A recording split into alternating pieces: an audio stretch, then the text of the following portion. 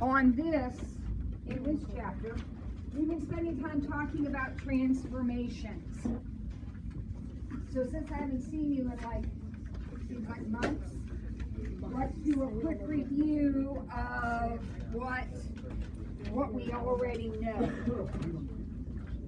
We already know that if we have a situation where we add or subtract,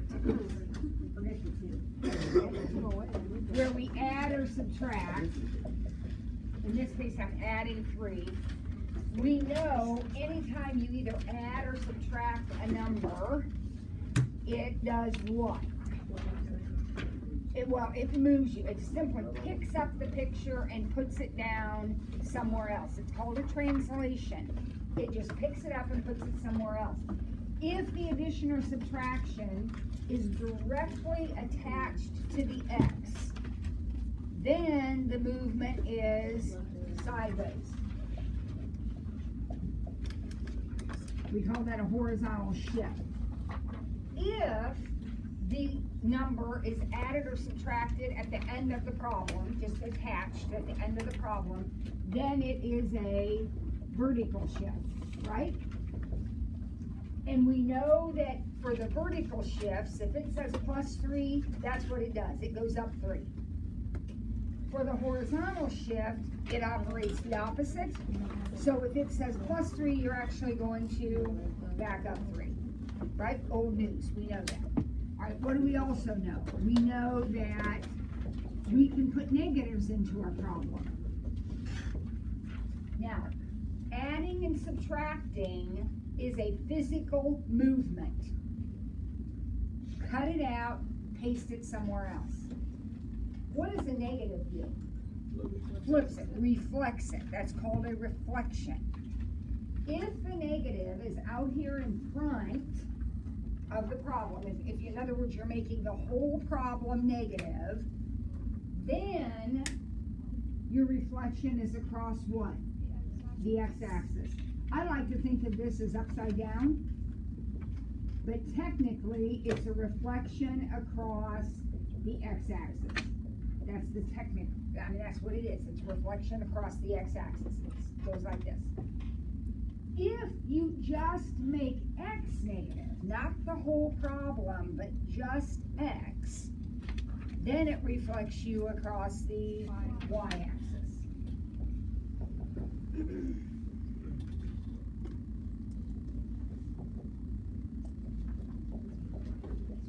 Okay, that's kind of old news. Now we're going to look at the next thing, which is what is on that old quiz. We're on the back side, or no, we're on, what am I on? I'm on the back side of the front page of my packet, right? And I'm looking at problem C, which says y equals 2 f of x. Now, that's a different thing. It's not an addition or a subtraction, and it's not a negative. This is a multiplier. Now, this is important. When I do this, add or subtract, do I change the shape of my picture in any way?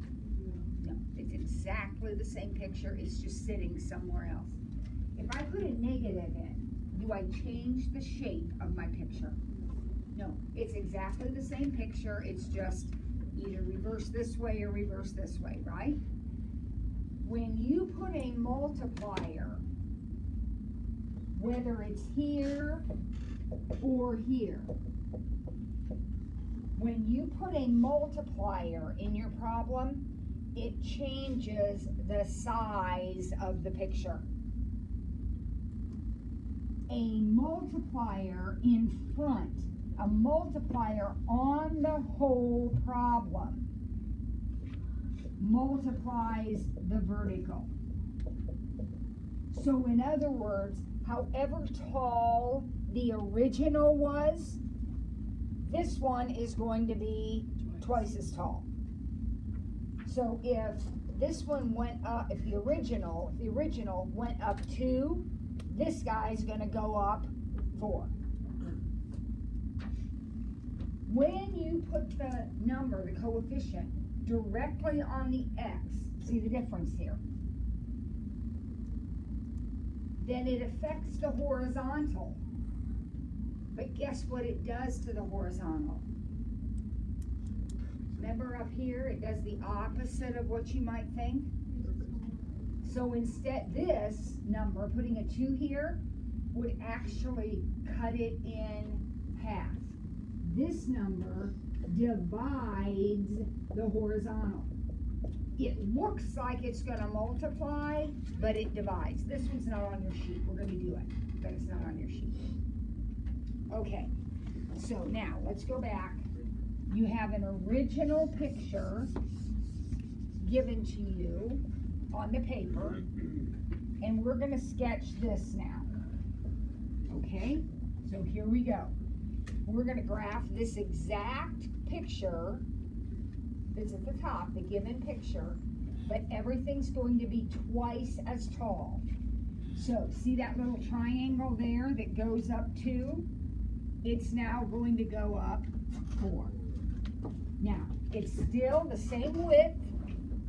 It's still 2 hash marks across the bottom, but it's 4 units tall. Now, see that little circle that's right here? It used to be, this is the original, it was 1 unit down. Now it's going to be 2 units down. It is stretched twice as deep as it was in the beginning. And likewise with the circle on the other side, the semicircle on the other side. So that is a picture of C. Everything is twice as tall as it was.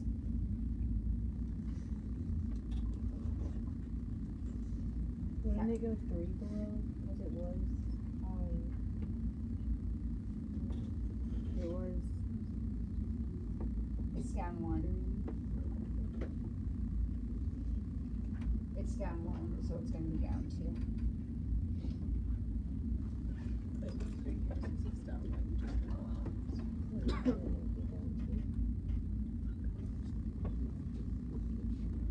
It's down 1. I'm just saying it's down 1, yeah. Okay, let's do this one now. This one, now go back to the original picture. A 2 in this position, or any number in this position, is going to divide the horizontal. So maybe you can just squeeze this in up here or something on the paper. It isn't on the paper, but I want to do it for practice. So we're going to take our original picture, and everything is going to be half as wide as it was before in the original picture. So see that triangle that in the original picture was 2 units wide? Now it's only going to be 1 unit wide. It's still 2 tall, 2 units tall, but it's only 1 unit wide. In the little bottom semicircle that was 2 units across is now going to be just 1 unit across. Now it still goes down 1, but it's only 1 unit across. And likewise with the upper circle. So that's a picture of this. Remember, when you attach something directly to the x, it operates opposite of what you would expect it to. So what would happen? What would this look like, do you think? What would that do? Increase it 3 times. That would make it 3 times as wide, right? I mean, it's actually going to be a lot wider. So the triangle that in the beginning was 2 units across will now be 6 units across. So this thing's going to be really stretched out. This number divides the horizontal. And what happens when you divide by 1/3? You're really multiplying by 3. So everything is getting stretched 3 times. Okay? All right, let's turn to the next one. Have we done anything on this next one? All right, let's do this one. We did number 1? Number 1 and number 2. Yeah, we did all of it. We did all of it? Except for the bonus. Okay, we're not ready for that yet. So we're amazing human beings. Turn it over. Did we do the back side of it? No. Good. All right, let's do the back side. This will be good review. And the last piece of 1/6 is on this side too. So we'll get that taken care of, and then we'll be ready to start 1/7. All right, so here we go. I'm going to put my given picture over here. This is an easy given picture. Precal rocks. Yes, it does.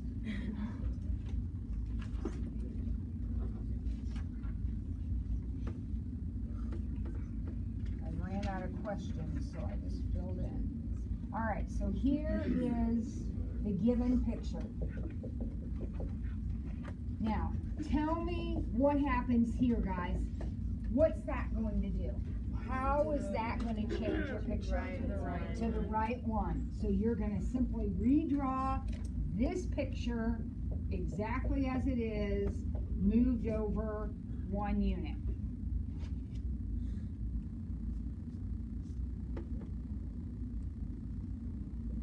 To the right. Size isn't changed, shape isn't changed, just location. We good? All right, what about B? What's B gonna do?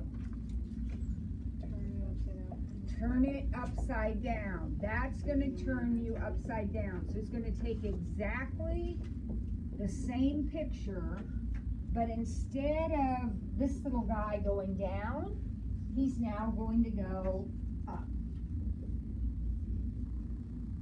And instead of that big triangle being up, he is now going to go down. Here we go.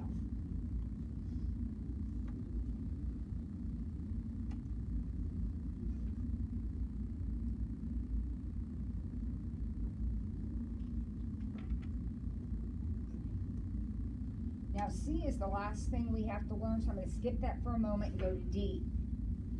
We should know how to do D. 2 things are happening in D. Can you tell me what's happening?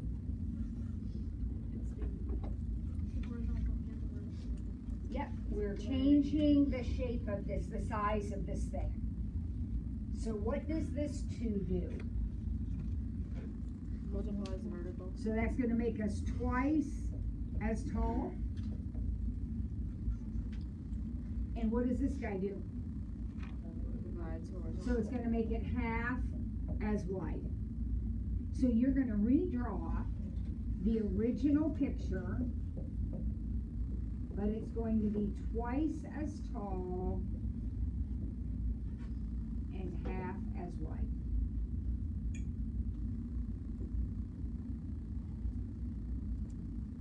Okay, so let's see if we can do this all at one time. I don't know. Let's start with this guy right here, the bottom triangle. So instead of going down 1, he's now going to go down 2.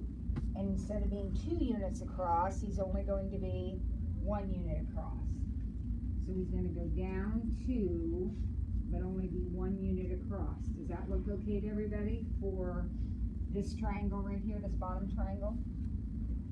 He's 1 unit across and 2 units down. All right, now what about this guy? How far across is he going to be? The new one's going to be how far? 2. No. 1. 1.5. He's 3 right now. So he's going to be 1.5 across. And how many high?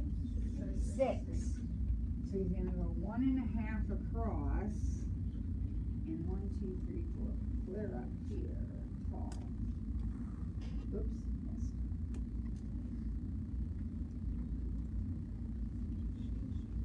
Crazy.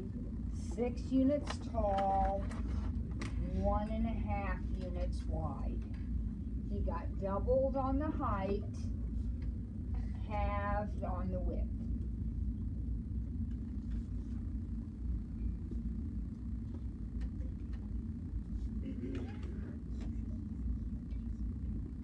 Okay? Now, the last kind of transformation we're going to talk about is the absolute value transformation. And there are two ways that we can transform with absolute value. Just like always, it depends where the absolute value is. We can take the absolute value of the whole thing, or we can take the absolute value of just the x.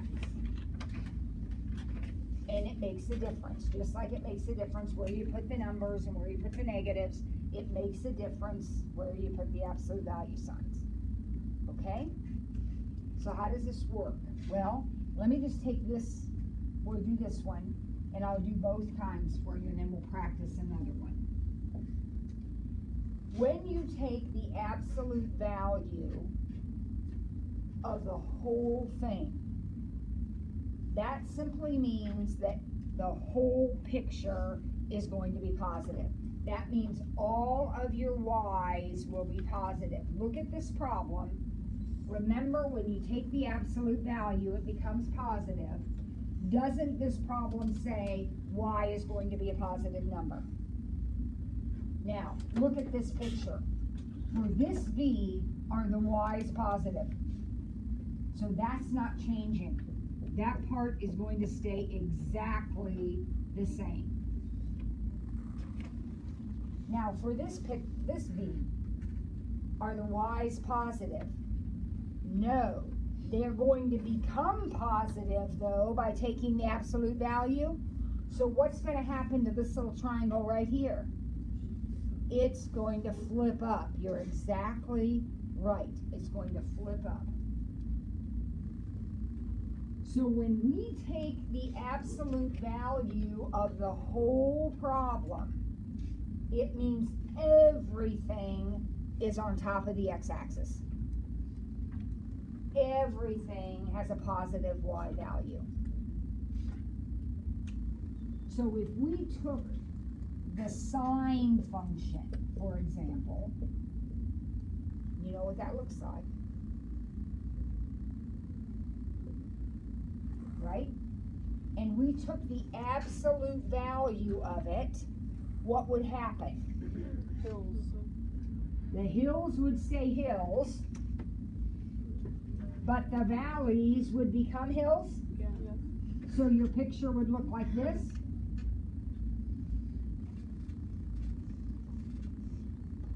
If we took the absolute value of the logarithmic function, keep in mind, this is the original. If you took the absolute value of that, the positive part is fine. What's going to happen to this? It's going to flip up. So you're going to look like this. That's how you take the absolute value of the function. Am I keeping you up, Angel? Yeah. Well, I guess that's good you're not sleeping. Okay, now, what happens when you take the absolute value of just x? Well, that's a little bit different. This is the one that's actually on the paper, you may have noticed. When you take the absolute value of just x, you recopy the positive x's. So whatever you have on the right side of the y-axis, whatever's on the right side of the picture, stays exactly the same. So there it is.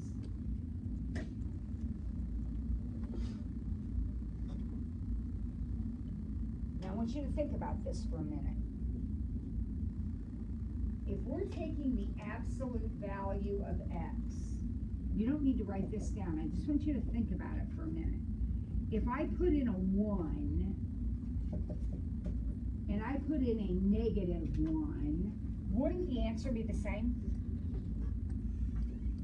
So in other words, whatever outputs I get with positive x's are going to be exactly the same with negative x's, because the absolute value turns the negatives into positives. Now you say to me, well, Mrs. Ford, what happened to the little triangle? Gone? Gone.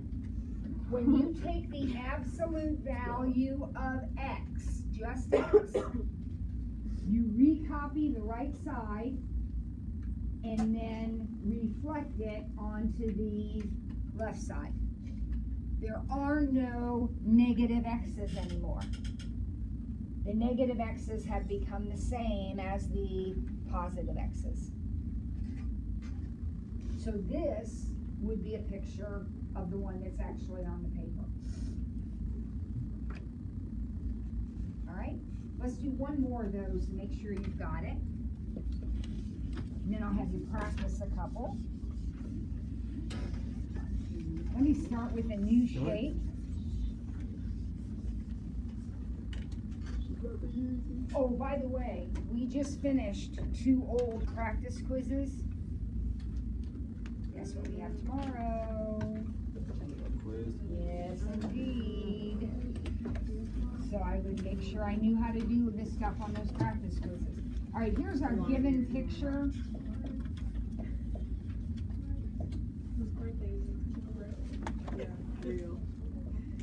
Come on now, you can do that. You can do it. Let's say this is our given picture. Okay? There's our given picture. We got a little triangle, we got a little semicircle, and we got a trapezoid. Now we are going to sketch the absolute value transformation. So we're going to sketch, this is the original function. So we're going to sketch its absolute value, and we're going to sketch the absolute value of x.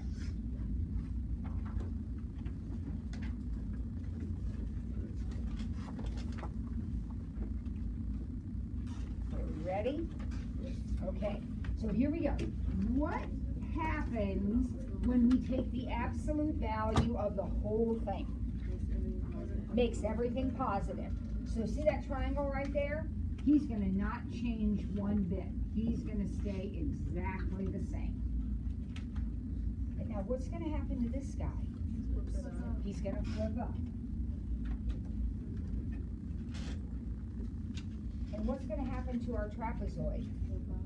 He's going to flip up. And there is a picture of the absolute value of the whole thing. All right, now what happens though when we take the absolute value of just x? Remember, everything on the right stays on the right. Okay, so everything on the right does not change. So I'm going to have my triangle and my semicircle, and that is not changing. Nothing on the right changes because the absolute value of a positive is just itself. So these values are going to stay exactly the same. Now, what happens on the other side? It reflects over. So you're going to see this and this on the other side. Remember, if you're taking the absolute value of x, then whatever happens on the negative side is going to be exactly the same as what happened on the positive side.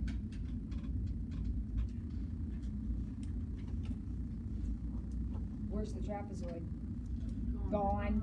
When you take the absolute value, everything that was on the negative side, and take the absolute value of x, everything that was on the negative side is gone. Okay? What if you did negative absolute value? Like this negative here, or? Like on the third equation, if you put a negative inside the parentheses but outside the absolute value. Here? Yeah. Okay, then that would take all of that would reflect it the other way. Okay. So it would have, instead of having, wait a second, I gotta think about that. Because that's what I thought it did. Actually, But that's gonna be the same picture, I think. but would it flip it on the X? No. If you're gonna flip it on the X, you have to have a negative out in front. That would flip it on the X. So if there was a negative in front of the absolute value, all of that would be. All of it would be negative. The whole thing would be negative. Then, instead of the whole thing being positive, the whole thing would be negative. So nothing changes if it's a negative absolute value? I'm thinking about that for a minute, because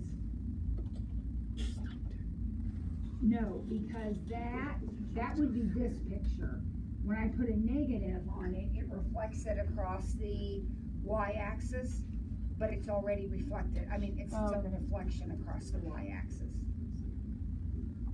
I'll double check that, because I've never really thought about it, but I'm pretty sure that's right. I'll double check it.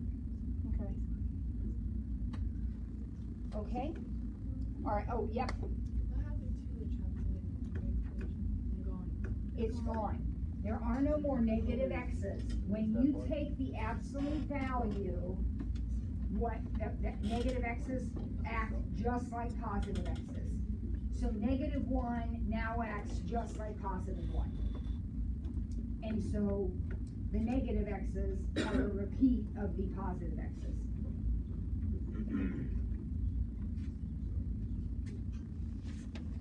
Okay? All right, let's have you, the other day I gave you a practice graph, or some practice graphs. Gave you a piece of paper that had some practice graphs on it. Let's get those out and let's work with our partners. I'll give you a curve to start with. I want you to write down the curve, or draw the picture of the original curve.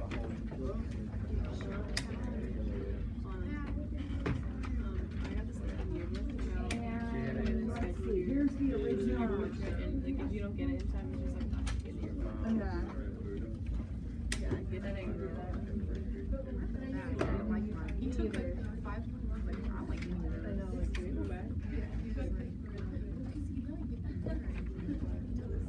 We'll just use a real simple little picture. There is your given picture. Now I want you to do these 5 problems, and when you feel like you've got one, bring it up and put it on the board, okay? You and your partner. So that's the original. That's the original. That's the baseline picture we're using. And you are going to graph these. I'm going to make some of them a little bit tricky. 2 steppers. Or maybe even 3 steppers.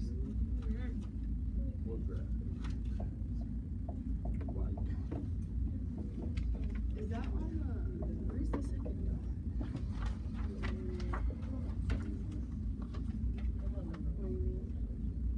Is it, does it go over?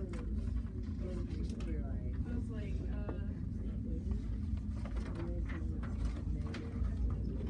okay, so that is it. But then also,